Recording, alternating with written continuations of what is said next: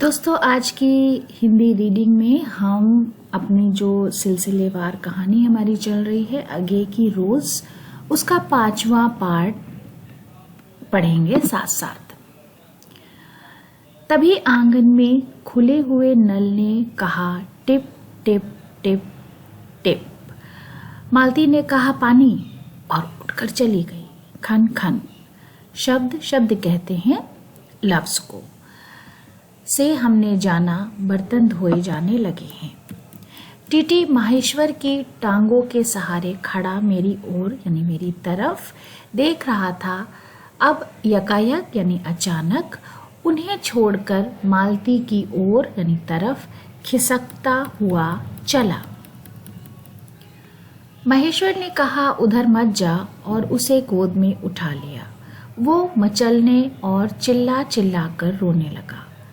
महेश्वर बोले, अब रो रो कर सो जाएगा, तभी घर में चैन पड़ेगी। मैंने पूछा, आप लोग भीतर, भीतर का मतलब होता है अंदर ही सोते हैं? गर्मी तो बहुत होती है, होने को तो मच्छर भी बहुत होते हैं, पर ये लोहे के पलंग उठाकर बाहर कौन ले जाए? आपके नीचे जाएंगे तो चारपाइयाँ ले आएंगे। फिर कुछ रुककर बोले, अच्छा तो बाहर ही सोएंगे, आपके आने का इतना लाभ ही होगा। लाभ का मतलब है फायदा। टीटी अभी तक रोता ही जा रहा था। महेश्वर ने उसे एक पलंग पर बैठा दिया और पलंग बाहर खींचने लगे। मैंने कहा, मैं मदद करता हूँ, और दूसरी ओर यानी तरफ से पलंग उठवाकर निकलवा दिए।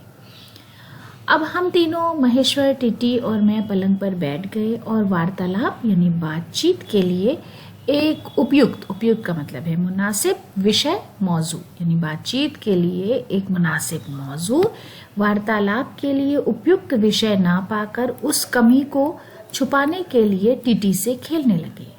बाहर आकर वो कुछ चुप हो गया था, किंतु यानी मगर बीच बीच में जैसे यकायक अचानक कोई भूला हुआ कर्तव्य याद करके रो उठता। कर्तव्य कहते हैं फर्ज को, और फिर एकदम चुप हो जाता था। और कभी कभी हम हंस पड़ते थे या महेश्वर उसके बारे में कुछ बात कह देते थे। मालती बर्तन धो चुकी थी। जब वो उन्हें लेकर आंगन के एक ओर रसोई कहते हैं बावर्ची खाना के छप्पर की ओर यानी तरफ चली, तब माहेश्वर ने कहा, थोड़े से आम लाया हूँ, वो भी धो लेना। कहाँ है?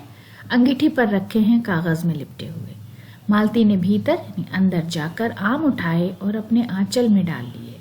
जिस कागज में वे लिपटे हुए थे वो किसी पुराने अखबार का टुकड़ा था।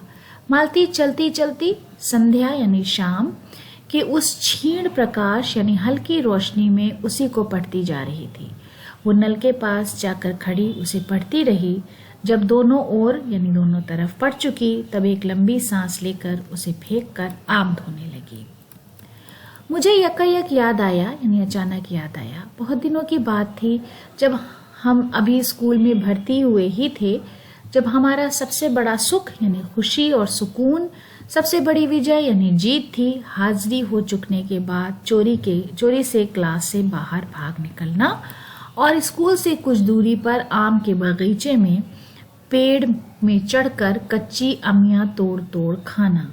मुझे याद आया, कभी जब मैं भाग आता था और मालती नहीं आ पाती थी, तब मैं भी खिन्न मन से लौट आया करता था। यानी खिन्न का मतलब है मायूस, बोझिल, मन का मतलब है दिल। मालती कुछ नहीं पढ़ती थी। उसके माता पिता यानी वालिदैन तंग थे। तंग का मतलब है आजिज। एक दिन उसके पिता यानी वालिद ने उसे एक किताब लाकर दी और कहा कि इसके 20 पेज रोज पढ़ा करो। हफ्ते भर बाद मैं देखूं कि इसे समाप्त कर चुकी हो या नहीं। समाप्त का मतलब है खत्म, नहीं तो मार मार कर चमड़ी का मतलब खाल उधेड़ दूंगा। मालती ने चुपचाप किताब ले ली, पर क्या उसने पढ़ी? वो नित्य यानी रोजाना ही उसके 10 पन्ने 20 पन्ने पेज फाड़ कर फेंक देती। अपने खेल में किसी भांति यानी किसी तरह फर्क ना पड़ने देती। जब 8वें दिन उसके पिता यानी बाप ने वालिद ने पूछा, किताब समाप्त कर ली, मुकम्मल कर ली, खत्म कर ली? तो उत्तर यानी जवाब दिया, हाँ कर ली। पिता ने कहा, लाओ मैं प्रश्न पूछूंगा। प्रश्न का मतलब है सवाल। तो चुप खड़ी रही। पिता ने कहा, तो उद्दत यानी बददिमाग, खराब। स्वर का मतलब है लहजा।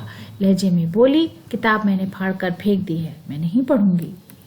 उसके बाद वो बहुत पिटी, पर वो अलग बात है। इस वक्त मैं यही सोच रहा था कि वही उद्दत यानी अक्खड़, बदमिजाज, चंचल, शरारती मालती आज कितनी सीधी हो गई है, कितनी शांत यानी खामोश और एक अखबार के टुकड़े को तरसती है। ये क्या है? तो दोस्तों, आज का वीडियो यहीं पर ख़त्म करते हैं। अगले वीडियो में इसकी अगली कड़ी आपके साथ शेयर करूंगी। उम्मीद है कि वीडियो आपको पसंद आया होगा। वीडियो देखने के लिए बहुत बहुत शुक्रिया।